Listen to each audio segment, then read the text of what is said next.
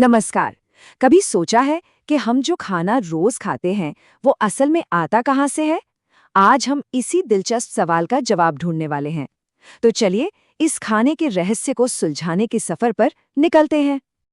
चलिए शुरुआत करते हैं इस स्वादिष्ट थाली से। लग रही है ना बिल्कुल वैसी ही जैसी हम शायद दोपहर के खाने में खाते हैं। पर ये सिर्फ खाना नहीं है, ये हमारी जासूसी का पहला सुराग है। तो आज का हमारा सबसे बड़ा सवाल यही है, क्या कभी दिमाग में ये बात आई है कि इस थाली में जो कुछ भी है उसका सफर कहाँ से शुरू हुआ होगा? चलिए मिलकर पता लगाते हैं।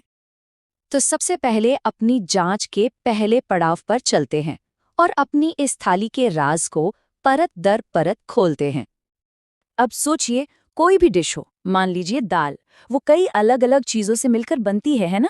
इन्हीं कच्ची चीजों को संघटक या इंग्रेडिएंट्स कहते हैं। जैसे दाल के लिए हमें कच्ची दाल चाहिए, पानी, नमक, तेल या घी और कुछ मसाले।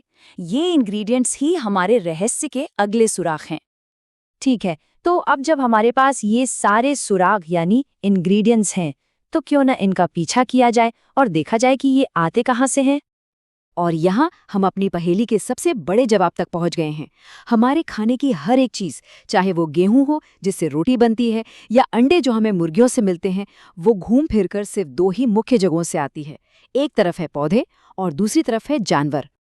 तो ये सबसे जरूरी बात है जो हमें याद रखनी है। हमारे भोजन का पूरा संसार बस इन्हीं दो चीजों पर टिका है, पौधे और जंतु। आइए अब अपने पहले सोर्स यानी पौधों की कमाल की दुनिया में थोड़ा और गहराई से चलते हैं। सच कहूं तो ये किसी फूड फैक्ट्री से कम नहीं है। जरा इस पौधे को देखिए। पता है सबसे मजेदार बात क्या है? हम कई पौधों के एक से ज्यादा हिस्से खाते हैं। कभी हम उसका फल खाते हैं तो कभी पत्तियां, कभी जड़ तो कभी तना। सोचकर देखिए, पौधे हमें खाने के कितने सारे ऑप्शंस देते हैं। हम पौधों की जड़ें खाते हैं जैसे गाजर, तना खाते हैं जैसे आलू, पत्तियां तो खाते ही हैं जैसे पालक। यहाँ तक कि फूल, फल और बीज भी हमारे खाने का जरूरी हिस्सा है। इसका एक बहुत बढ़िया उदाहरण है, जैसे हम बैंगन के पौधे का फल खाते हैं, लेकिन सरसों के पौधे को देखिए, उसके बीजों से तेल निकलता है और उसकी पत्तियों का साग भी बनता है। मतलब एक ही पौधा और कितने सारे काम। अच्छा, तो पौधों की बात तो हो गई।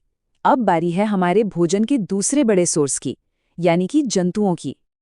जंतुओं से भी हमें कई जरूरी चीजें मिलती हैं। दूध, जो हमारी रोज की जरूरत है, अंडे, जो प्रोटीन का एक बड़ा सोर्स है, मांस और हाँ, शहद भी, जो मधुमक्खियां हमारे लिए फूलों के रस से बनाती हैं। और जब हम दूध की बात करते हैं तो जाहिर है गाय, बकरी और भैंस जैसे जानवरों का ख्याल आता है। और सिर्फ दूध ही नहीं, उसी दूध से दही, पनीर, मक्खन और घी जैसी न जाने कितनी चीजें बनती हैं। अभी तक तो हमने ये देखा कि हम क्या खाते हैं, पर अब जरा नजरिया बदलते हैं और देखते हैं कि हमारे अलावा बाकी के जानवर क्या खाते हैं। तो सबसे पहले आते हैं शाकाहारी, यानी हर्बीवोर्स। ये वो जंतु हैं जो अपने भोजन के लिए सिर्फ और सिर्फ पौधों पर निर्भर रहते हैं। इसका सबसे आम उदाहरण है गाय, जो सिर्फ घास और पौधे ही खाती है। दूसरी कैटेगरी है मांसाहारी की, मतलब कार्निवोर्स। ये वो जंतु हैं जो अपना पेट भरने के लिए दूसरे प्राणियों का शिकार करते हैं, जैसे कि शेर जो जंगल के दूसरे जानवरों को खाता है। और फिर तीसरी कैटेगरी है सर्वाहारी यानी ओमनिवोर्स की। ये जंतु पौधे और दूसरे प्राणी दोनों को ही अपने भोजन में शामिल करते हैं। कौवा इसका एक अच्छा उदाहरण है। और हाँ, हम इंसान भी तो सर्वाहारी ही हैं। तो संक्षेप में कहें तो आज की हमारी खोज से ये साफ हो गया है कि हमारा सारा भोजन पौधों और जंतुओं से आता है। और खाने की आदतों के आधार पर जंतुओं को 3 हिस्सों में बांटा जा सकता है, शाकाहारी, मांसाहारी और सर्वाहारी। ये जानना कि हमारा खाना कहाँ से आता है बहुत ज़रूरी है। लेकिन ये हमें एक और भी बड़े सवाल पर सोचने के लिए मजबूर करता है। क्या इस धरती पर सभी को ज़रूरत के हिसाब से भोजन मिल पा रहा है? अगर नहीं, तो इसके पीछे क्या कारण हो सकते हैं? इस पर ज़रूर सोचिएगा।